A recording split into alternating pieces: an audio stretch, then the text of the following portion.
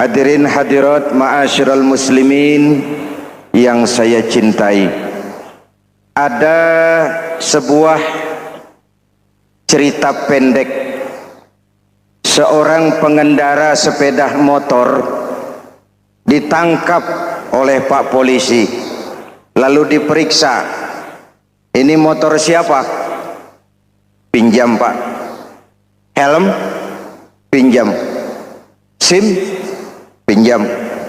Kata Pak Polisi, tidak boleh begini. Marah yang naik sepeda motor. Pak Polisi bagaimana? Kok tidak boleh? Yang punya saja bilang boleh.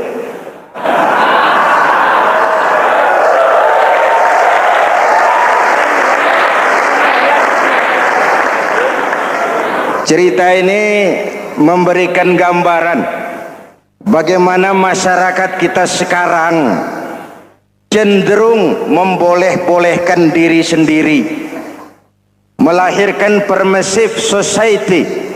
Masyarakat serba boleh dengan ukuran sakarepe dewe. Itu sebabnya agama diturunkan. Dalam contoh yang indah, Rasul memberikan gambaran bahwa Islam ini bagaikan sebuah bangunan yang komponen pokoknya 5. Bunyal Islamu ala khamsin. Islam dibangun di atas 5 komponen pokok. Jadi kalau Islam ini ibarat bangunan, unsur penunjang pokoknya itu 5. Mari kita analogkan Islam dengan bangunan. Kalau saudara akan membangun rumah, sebelum pasang tiang, pasang genteng, pasang jendela, apa yang lebih dulu dibangun? Fondasi. Kalau Islam ibarat bangunan, fondasinya adalah syahadatu an la ilaha illallah wa anna muhammadar rasulullah. Ini fondasi. Jikalau kuat fondasi, aman bangunan. Jikalau rapuh fondasi, lentur dan luntur bangunan. Maka kuat atau tidak kuatnya bangunan Islam kita bergantung kepada keyakinan dasar tadi, fondasi. Saya bersaksi tidak ada Tuhan selain Allah, artinya saya tidak akan menyembah kecuali hanya kepada Allah. Orang yang benar fondasinya beres sujudnya. Kalau saya yakin tidak ada Tuhan selain Allah, saya tidak akan minta rezeki kecuali hanya kepada Allah. Orang yang benar fondasinya, giat bekerjanya, jauh dari tipu menipu, jauh dari renten, jauh dari riba, jauh dari korupsi, jauh dari judi. Keyakinan memberikan warna terhadap bentuk kepribadian. Kalau saya yakin tidak ada Tuhan selain Allah, saya tidak akan pernah takut kecuali hanya kepada Allah. Saya tidak akan melarikan persoalan kecuali hanya kepada Allah. Saya tidak akan menggantungkan hidup kecuali hanya kepada Allah. Saya tidak akan minta tolong kecuali hanya kepada Allah. Meresap ke dalam jiwa. Untuk keyakinan seperti ini, orang-orang tua kita dahulu berlinang air mata, bersimbah darah, bahkan berkorban nyawa, melaksanakan hijrah untuk mempertahankan keyakinan. Ini intan paling mahal dan ini mutiara paling berharga. Zaman boleh berubah, tapi pondasi tidak boleh goyah. Masa boleh berganti, tapi pondasi jangan sampai mati. Karena iman kita hidup, untuk iman kita berjuang, dan dalam iman kita ingin kembali menghadap Allah Subhanahu. Masih ingat cerita tentang Bilal? Masih? Mengulang kaji saja. Bilal itu budak sahaya. Ketika masuk Islam, dipanggil oleh majikannya. Bilal, iya bos. Saya dengar kamu masuk Islam ya? Iya bos. Kok berani-beraninya kamu masuk Islam? Memangnya kamu budak siapa Bilal?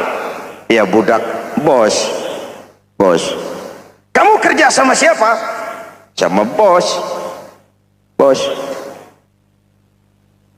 Yang gaji kamu siapa? Ya bos. Nah, kamu kan ngerti Bilal, kamu budak saya, kamu kerja dengan saya, yang gaji kamu saya, yang beri makan saya. Kenapa kok beraninya masuk Islam padahal kamu belum saya kasih izin? Bos, bos boleh beli badan saya, tapi jangan mimpi bisa membeli jiwa saya. Tuhan boleh kuasai badan saya, tapi jangan mimpi bisa menguasai keyakinan saya. Saya memang benar Tuhan yang gaji, tapi kan saya digaji, saya kerja. Kerja itu kewajiban saya, gaji itu hak saya. Soal keyakinan jangan ikut campur bos. Kurang ajar kamu Bilal. Biarin Bilal, begini saja. Kalau kau mau meninggalkan keyakinanmu, meninggalkan Allah Tuhanmu, kau akan kami merdekakan. Tapi kalau kau tetap dalam keyakinanmu, kamu akan saya siksa sampai mati. Bagaimana? Jangan mimpi bos. Lebih baik mati berkalang tanah daripada hidup bercermin bangkai. Biar saya gugur membela keyakinan daripada hidup jadi penjilat menjual akidah. Itu prinsip.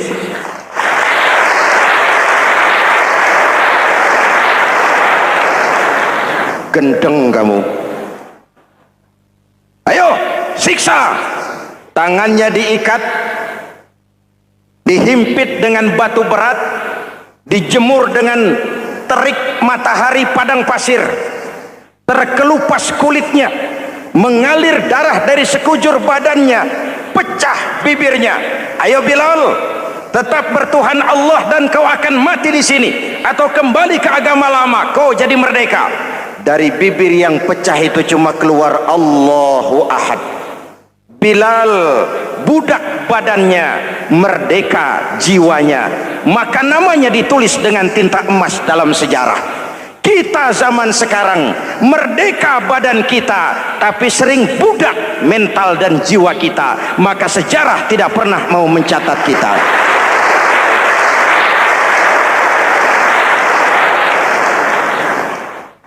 Masyarul muslimin yang saya cintai, fondasi sudah. Lalu apa lagi? Mulai memancangkan tiang. Tiangnya 5. Ada tiang namanya zuhur, asar, maghrib, subuh, isya. Tetapi agar bangunan menjadi kuat, ada tiang-tiang tambahan. Namanya rawatib dan nawafil. Rawatib itu ba'diyah atau qobliyah, nawafil itu di luar itu. Agar bangunan menjadi kuat, dibentuk pribadi lewat solat. Apa filsafatnya? Pertama, solat itu simbol penyerahan total kepada Allah. Kita ini sudah kontrak. Innallaha astara minal mu'minina anfusahum wa amwalahum bi anna lahumul jannah. Allah telah membeli dari orang-orang mukmin diri mereka, harta mereka, bagi mereka adalah surga. Penjual kita orang beriman, pembeli Allah, dagangannya amwal dan anfus, harganya adalah surga. Jelas? Penyerahan total itu dimulai dengan takbiratul ihram. Shalli fardal isya, Allahu akbar. Arahkan mata ke tempat kita sujud. Jangan lupa kalau sudah di atas, lupa dengan yang di bawah. Sudah jadi genteng, petatang peteteng di atas. Lalu bilang, merasa capek sendiri, kata genteng kepada tiang. Tiang, kamu sih enak, kata genteng. Saya setengah mati di atas. Kehujanan, kepanasan, kadang-kadang anak-anak nakal saya disambitin. Kata tiang, saudara genteng, ngomong jangan sembarangan ya. Kamu kira kamu bisa nongkrong dan nangkring di atas, itu gara-gara siapa genteng? Kan saya yang sokong dari bawah. Kamu jadi pejabat tinggi, jadi anggota ini, anggota itu. Kami rakyat yang angkat, jangan sudah di atas kami ditekan. Jangan agama dijadikan topeng untuk kepentingan pribadi. Berpolitik untuk kepentingan agama, ayo, tapi menjual agama untuk kepentingan politik, itu yang merusak agama.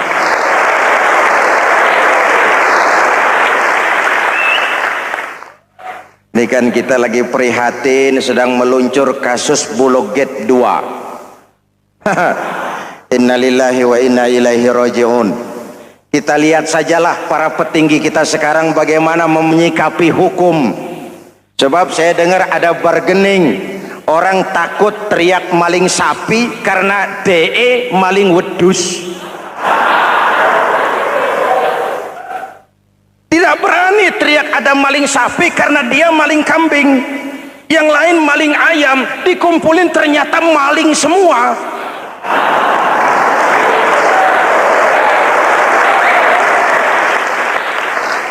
Hadirin yang saya hormati, ini melukai rasa keadilan. Oleh karena itu sholat mengajarkan kepada kita dalam posisi berdiri, lihat tempat sujudmu, jangan menteleng terus ke atas lalu lupa dari mana kita berangkat. Itulah maknanya tawadhu, rendah hati, tidak melonjak angkuh dan sombong. Ada sebuah hadis Rasulullah bersabda, "Idza aradallahu biqaumin khairan." Apabila Allah menginginkan kebaikan kepada satu bangsa, apabila Allah menginginkan kebaikan kepada satu kelompok rakyat, walla alaihim hulama'uhum, maka yang naik jadi pemimpin adalah orang-orang yang santun, orang-orang yang lemah lembut, bukan orang yang menggunakan kekerasan dan tiran. Sedikit-sedikit main pecat, itu terlambat lahir. Mestinya lahir di zaman Hitler, mestinya lahir di zaman Benito Mussolini, atau kalau mau lebih klasik lagi di zaman Fir'aun. Kalau Allah menginginkan kebaikan kepada satu masyarakat, satu bangsa, satu negara, naiklah orang-orang yang santun, yang ngayomi, yang menjadi solusi dan jalan keluar untuk kepentingan rakyatnya, mampu memberikan keteladanan. Saya tertarik dengan pidato Presiden Cina pada saat dilantik. Cina, Presiden Cina pasti tidak tahu Pancasila, pasti tidak kenal Islam, tapi pidato pelantikannya, berikan saya 100 peti mati, yang 99 akan saya pakai buat koruptor, yang satu akan saya pakai sendiri kalau kamu lihat saya tidak benar. Luar biasa. Yang diperlukan sekarang ini keteladanan, hulama'uhum, sikap ngayomi, mencari jalan keluar, bukan memamerkan kekuasaan, memamerkan kekuatan, arogansi, menghormati perbedaan. Itu ciri demokrasi. Lalu waqadha bainahum ulama'uhum, yang memutuskan hukum adalah pakarnya, ulamanya, mengambil keputusan secara profesional sehingga rakyat beroleh apa yang namanya kepastian hukum, merasa hidup terlindungi, aman dan nyaman. Lalu yang ketiga, wa ja'alal mala fi askhiyaihim, peredaran harta, pergerakan ekonomi berada di tangan orang-orang yang pemurah, yang tidak mau kaya sendiri, tidak mau senyum di atas penderitaan orang lain, menari di atas bangkai saudaranya. Hadirin yang saya hormati, ini cirinya. Tapi sebaliknya kata Nabi, wa idza aradallahu biqaumin syarran, apabila Allah menghendaki kejelekan, keburukan bagi satu bangsa, walla alaihim sufaha'uhum, yang naik jadi pemimpin orang-orang durjana, orang-orang kurang ajar, tapi dipoles dengan topeng yang bagus. Hei, hei, ini musim topeng. Musim apa? Topeng. Topeng itu apa perlunya? Menyembunyikan wajah asli. Sekarang ini Dracula berwajah Arjuna. Ini musim topeng. Kita rakyat harus hati-hati dan punya filter, mampu memilah dan memilih. Walla alaihim sufaha'uhum wa qada bainahum juhaluhum. Yang memutuskan hukum, yang mengambil keputusan orang-orang bodoh. Wa ja'alal mala fi bukhalaihim. Peredaran harta, peredaran ekonomi jatuh di tangan orang-orang yang bakhil, yang tidak punya konsep menciptakan kemakmuran yang merata bagi seluruh rakyat Indonesia.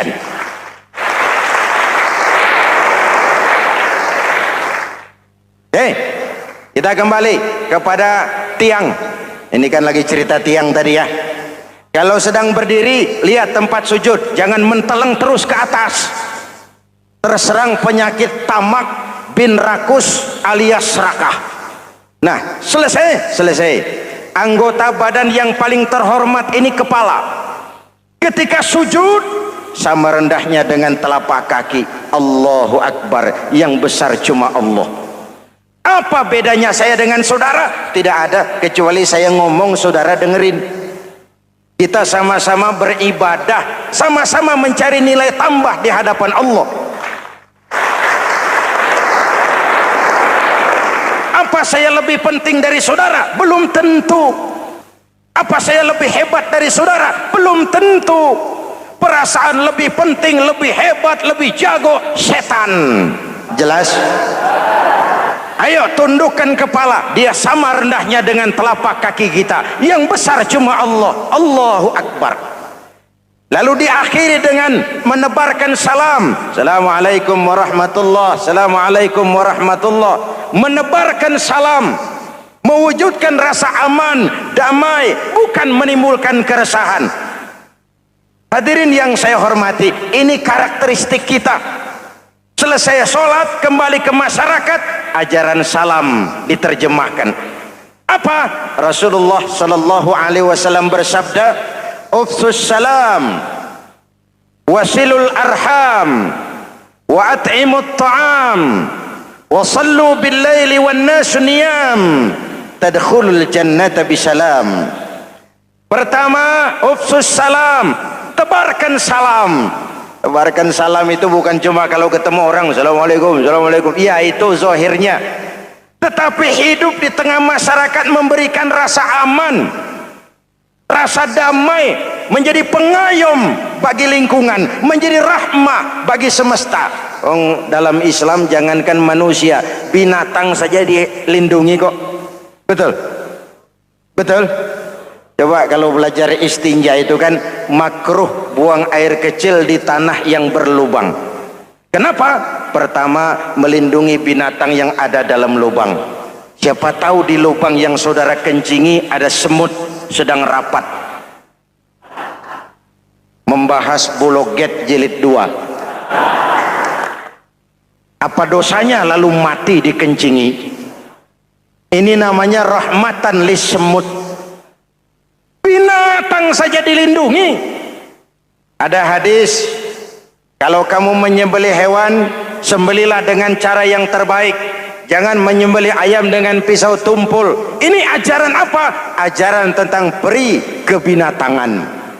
Rahmatan, memberikan rahmah, salam, keselamatan dan kedamaian kepada masyarakat lingkungan. Itu misi seorang muslim.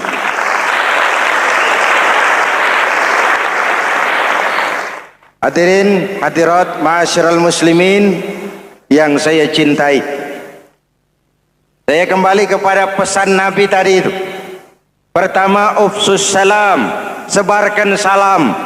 Sekarang ini kan yang banyak sebarkan isu, sebarkan fitnah, hancurkan nama baik orang, hantam orang di mana-mana. Padahal yang diajarkan ufsus salam, sebarkan perdamaian, bukan permusuhan. Cari kebenaran, bukan kemenangan. Lalu yang kedua, wasilul arham, sambungkan silaturahmi, tegakkan semangat kekeluargaan dan persaudaraan. Karena kita sudah diikat dengan tali akidah. Mari kita saling bertanya setelah lewat hari-hari yang dimana kita seperti saling berhadapan, seperti tercabut dari akar budaya kita sebagai bangsa. Semangat gotong royong, semangat kekeluargaan makin lentur dan luntur, dan perlu kita angkat kembali ke permukaan. Silul arham, sambungkan semangat silaturahmi. Wa at'imut ta'am, berikan makan orang-orang yang kelaparan. Mempunyai kepekaan dan kepedulian. Jangan menari di atas penderitaan orang, jangan tersenyum di atas isak tangis tetangga. At'imut ta'am, mempunyai kepedulian yang tinggi.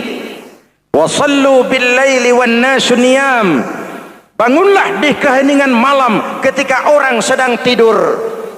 Istilah saya, kalau mau telepon Allah, jangan lupa nomor teleponnya itu 44342, jumlahnya 17. Zuhur, asar, maghrib, isya, subuh 44342. Jangan ragu-ragu, kalau angka cukup telepon sambung, kalau angka kurang hati-hati salah sambung. Pak, mau sambung yang lebih cepat bagaimana? Bisa, selain nomor itu coba pakai sambungan langsung jarak jauh, namanya SLJJ. Kapan? Tengah malam. Kenapa tengah malam? Lebih murah. Lebih murah. Saluran kosong, telepon jarang yang pakai, orang banyak tidur. Wa minal laili fatahajjad bihi nafilatan lak asa ayyab'atsaka rabbuka maqaman mahmuda. Nun, di keheningan malam bangun. Seperti bapak-bapak, ibu-ibu sering bangun tengah malam ya Bu? Ya. Ngapain? Kalau bangun tengah malamnya sih saya percaya, cuma urusannya apa? Kira bangun tengah malam mau tahajud, malaikat sudah mau nulis, cuma buang air kecil, tidur lagi. Hampir salah tulis saya.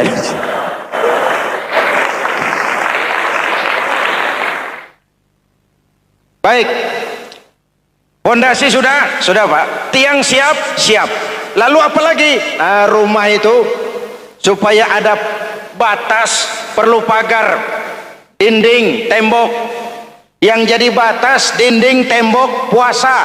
Asyamu junnatun, puasa adalah dinding, benteng yang menyelamatkan manusia jangan sampai menyentuh wilayah lain. Ada batas-batas dan norma yang diindahkan. Selesai tembok, dinding, selesai pagar, selesai. Lah rumah itu supaya bersih kan harus ada kamar mandi, jendela, pintu yang fungsinya membersihkan zakat. Kalau dia zakatul mal, dia bersihkan harta kita.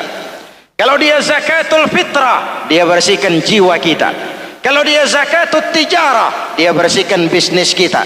Kalau dia zakatul ma'adin, dia bersihkan barang tambang kita. Karena itu dalam kitab-kitab fikih dikatakan zakat itu adalah harta yang tu'khazu min aghniyaihim wa turaddu ila fuqaraihim. Diambil dari yang kaya, diserahkan kepada yang miskin.